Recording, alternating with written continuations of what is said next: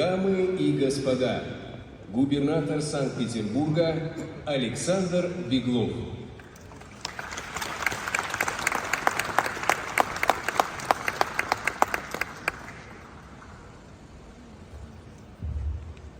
Уважаемые гости, участники форума, дамы и господа, дорогие друзья, рад приветствовать вас всех в Санкт-Петербурге, северной столице России.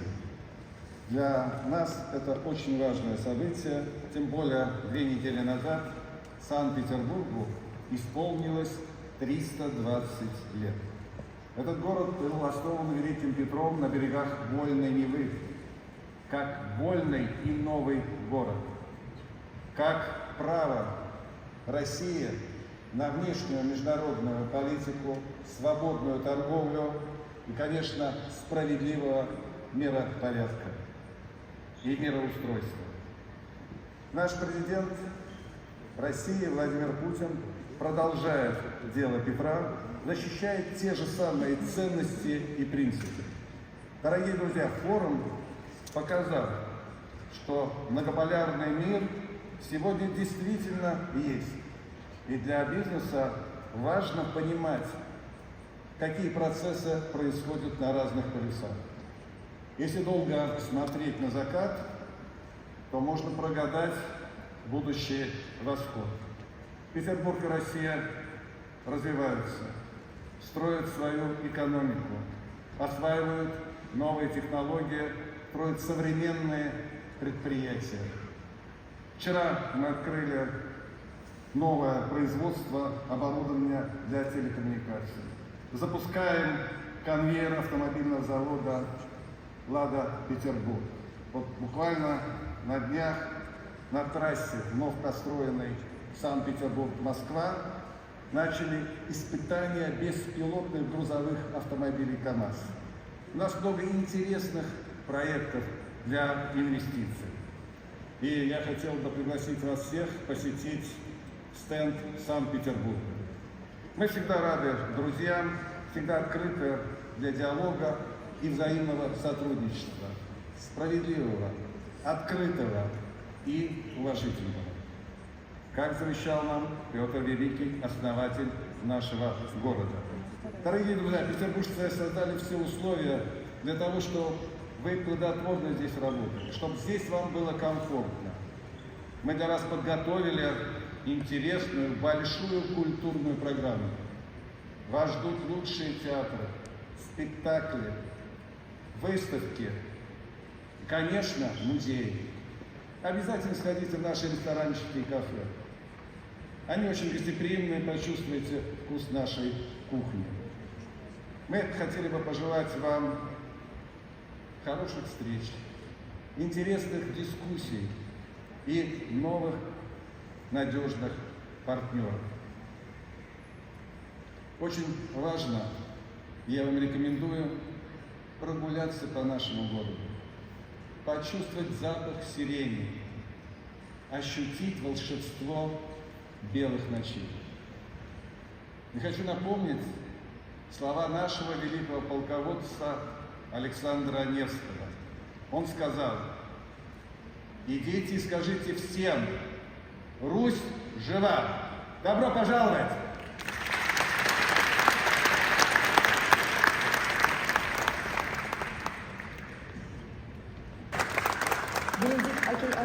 Президент Африканского экспортно-импортного банка.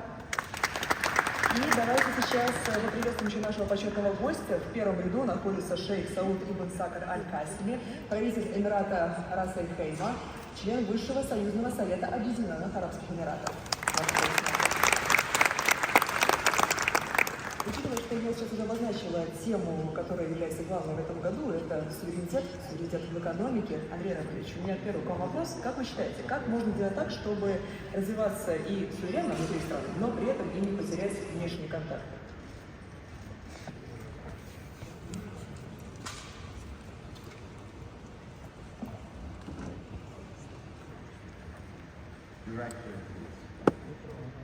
Ladies and gentlemen, distinguished guests, good afternoon.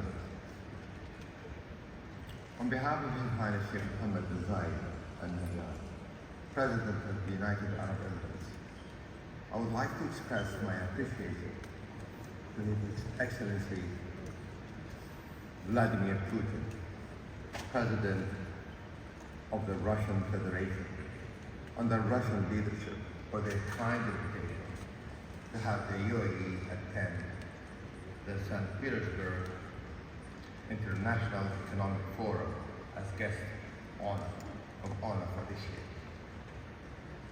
Today, a large UAE delegation is present and looks forward to contributing to joint efforts to advance bilateral relations. Through its engagement with international partners, the UAE will maintain its unwavering commitment to building a future with a focus on science, artificial intelligence, green technology.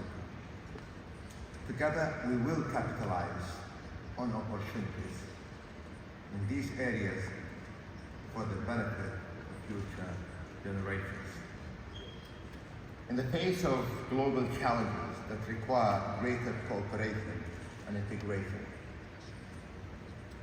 especially in areas related to climate change, food security, and sustainability, and in the context of our collective transition towards a knowledge-based economy, we're making concerted efforts in the UAE to create a greater prosperity and stability, while diversifying non-oil revenues and investments. The UAE is entering a new era in its development and a new cycle of economic, political, and social growth. Your Excellencies, ladies and gentlemen, distinguished guests, this year the UAE will host the 28th Conference of the Parties to the UN Framework Convention on Climate Change, COP28, in November at Expo City, Dubai, with an ambitious objective to transform and urgently accelerate climate action to meet global commitments and curb global warming. Through the Paris Agreement, we will work together to find solutions to global challenges and seize opportunities to ensure a sustainable future for current and future generations. Once again, we extend our sincere gratitude to the Russian Federation for inviting us, the UAE delegation, to participate in today's forum. Through constructive dialogue, we look forward to the positive outcomes that await. Thank you very much.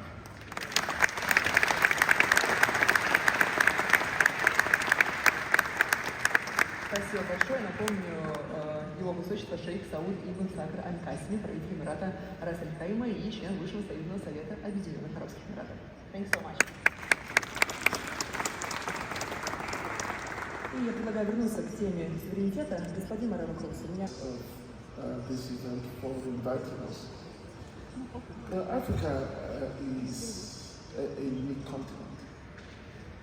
Following years of colonialism, the continent emerged in the early 1960s, fragmented into 55 atomistic countries, ranging from small island economies of a few thousand people to larger economies with hundreds of millions of people.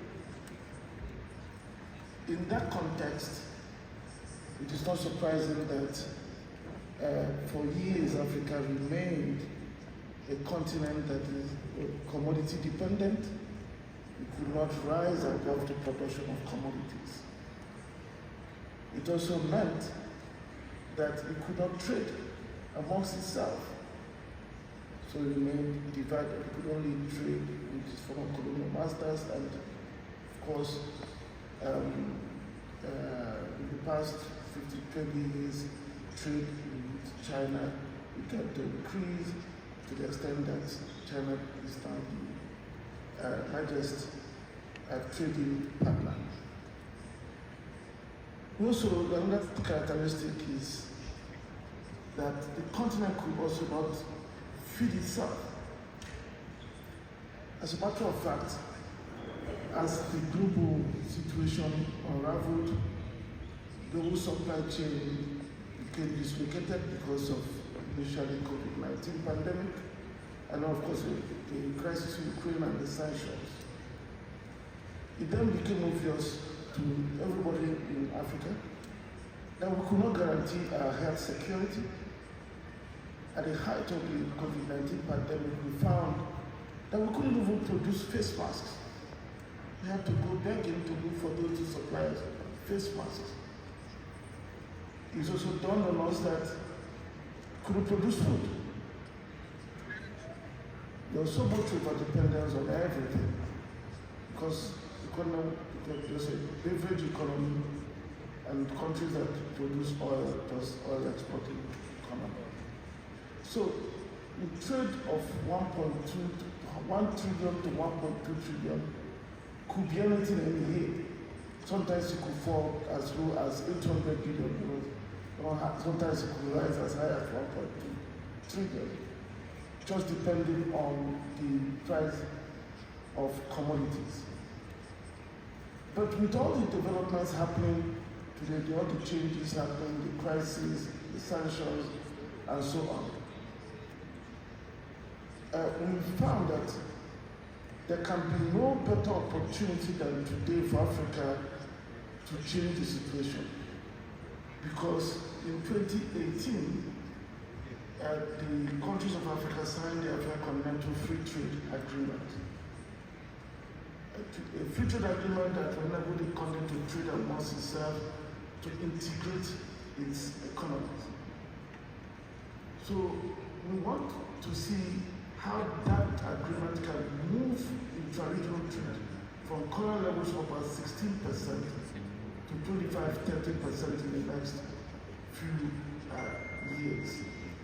We want to see how that free trade agreement can help turn the continent from commodity dependence to a producer of even the light manufacturers that we need.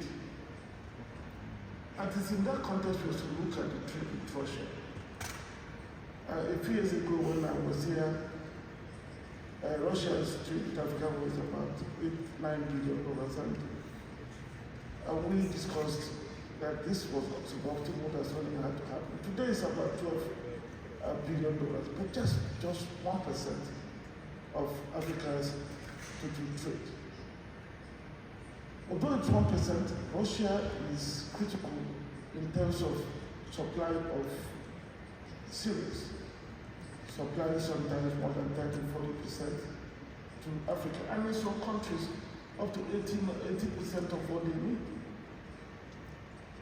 Russia is critical for the supply of fertilizers, and of course there are other things. But I would like to call out fertilizers in particular, because there is a big push to increase production of food in the continent of Africa. Africa has 60% of the arable land in the world. It has the most water, but it cannot produce food for itself. So, because some countries use less than 10% of the recommended fertilizer levels, to turn this into say 20%, 30% will require a big boost on the import of fertilizers. And Russia is a critical exporter of fertilizers. And that's why the partnership with Russia is important. Because in today's world where everybody now has to look after itself, food sovereignty, health sovereignty, and so on, people now look for partners that can help achieve those things. And in terms of fertilizer and for food production, I think Russia is critical for Africa. Thank you. Спасибо. Очень точный момент. А если говорить про меры поддержки Африксимбанка, вот сегодня какие наиболее востребованы?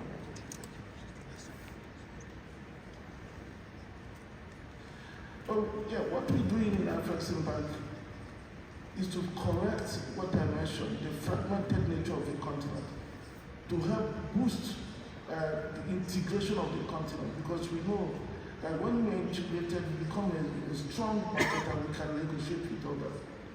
Multilateralism is going away. So countries and continents have to now negotiate and engage other countries bilaterally. And you can only get the best terms when you are stronger. It's not a country of 80,000 people that can go and negotiate with countries that are so powerful. So our goal as a Afreximbank, which is the Eximbank for Africa, is to make the African Continental Free Trade Agreement to work. And to that end, we are boosting the financing of intra-regional trade. We are promoting trade information to make sure that people know what is happening across their borders. We are making sure that we integrate the payment systems. It may surprise you to know that within Africa we have about 42 currencies. So 42 payment systems. So we have built a Pan-African payment and settlement system that we hope that we integrate all these payment systems and make it possible for Africans to domesticate all payments. So any payment you make in Africa will be in the currency of the country paying it. With all of these, we believe we will have a stronger continent, an integrated continent that then is able to go out to the world and negotiate with others. We expect that when we do all of this, that we will be able to grow the total trade of the continent to somewhere between $1.5 trillion to $1.75 trillion in the next 7 years. We expect that we would then be able to change the structure of the trade of Africa from commodities to manufacturers. But to do this requires strong partners, those who can invest in the kind of things that will help us diversify our economies, those who can collaborate with us in a win-win arrangement. We also need to do more for ourselves as a continent in terms of being able to improve our productivity, not only in terms of food production, but also in manufacturing.